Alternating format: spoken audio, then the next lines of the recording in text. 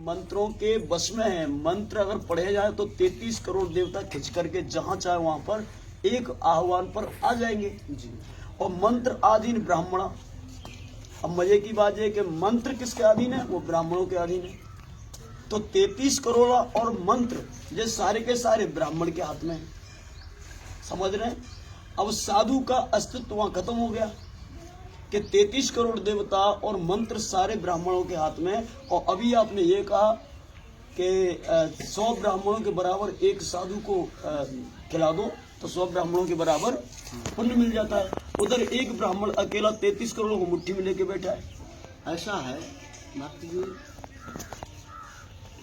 मतलब 33 करोड़ से परे, 33 करोड़ देवताओं की पर्दी से बाहर ना तो संत है, ना हम हैं, ना आप हैं।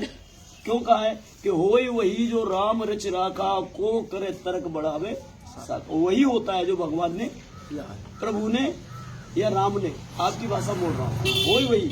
तो अभी क्या हो रहा है? अभी मैं बैठा हुआ, आप बैठा, किसकी मर्जी से हो रहा है? भगवान राम की मर्जी से हो रहा है। वही वही, पहले तो बोल दिया, वही वही जो राम रच राखा। और भगवान की मर्जी के बिना, प्रभु की मर्जी के बिना, भगवान श्री कृष्ण और राम की मर्जी के बिना इस संसार में पत्ता भी नहीं हिलता।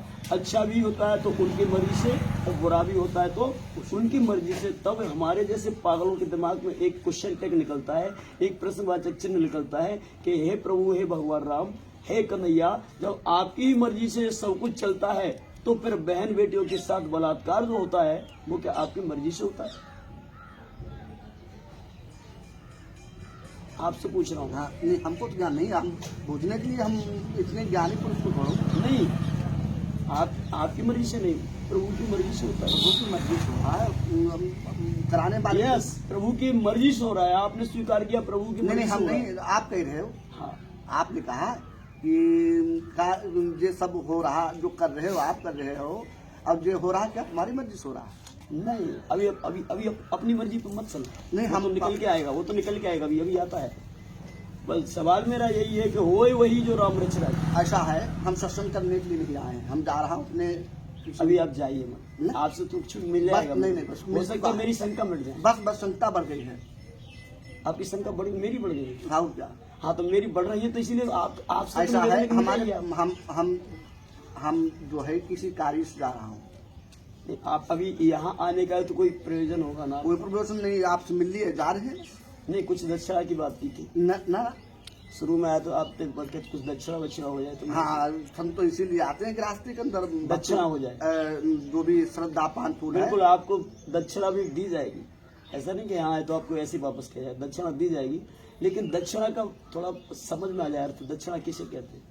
अब मैंने कह दिया है कि हम जितना जिसको ज्ञान है उतनी तो बातचीत करेगा। नहीं तो आपको तो नहीं, हमको ज्ञान कुछ नहीं है। आप तो ज्ञान है। मंडलेश्वर है। नहीं, मंडलेश्वर नहीं है। तो आप कहीं से आए ना? अभी अखाड़ा बताया था, हैं? पूरा जूना अखाड़ा। हाँ, तो अखाड़े का जो संत होता है ना वो परिपूर्ण होता है, परिपूर्ण होता है, ज्ञानी होता है। नहीं, ज्ञानी मैंने कह दिया है कि जब ज्ञान तो वही फैलाने वाले हैं, हम क्या कर सकते हैं? या तो उससे हमारी भेंट कराइए, जिससे हमें बरेली चलिए आप। बरेली जी, बरेली जाना पड़ेगा। राहुल का जहाँ महंत रहता है। अजर अमर अखिलेश्वर पार ब्रह्म परमेश्वर कड़कड़ में निवास करने वाला, जब कड़कड़ में, छड़ में, पल पल में, तो बरेली में क्यों जाए? मुझे याद चाहिए। कड़कड़ के लिए मानो तब तो। मैं तो मान रहा हूँ। कहाँ मान रहे हैं? मैं बोल रहा हूँ हे प्रभु, या मुझे अब हम तो कहा ये तो प्रभु बोल रहे हैं, लेकिन तुम कह रहे हो प्रभु बोल ही नहीं रहे। नहीं तो अब मुझे दर्शन तो करा दीजिए। मैं कह रहा हूँ कड़कड़ में निवास करने हैं, छड़ में, पल पल में, तो मुझे मिला हो। दर्शन तो जब उनकी अपनी दृष्टि दौड़ रही हो तो दर्शन हो जाएगा। तो हमें ऐसा है आप समझ रहे हो कि हम ज्ञानी हैं, तुमसे ज्यादा ज्ञानी पड़े हैं। देखिए मत कहा करो अभी अभी आपकी जो भाषा निकली है, नहीं, ये शायद मैं हाथ जोड़ के काम निकाल रहा हूँ। अभी अगर एक ऐसा है कि मैंने कहा है ज्ञानी भी बहुत पड़े हैं और अज्ञानी भी बहुत पड़े हैं।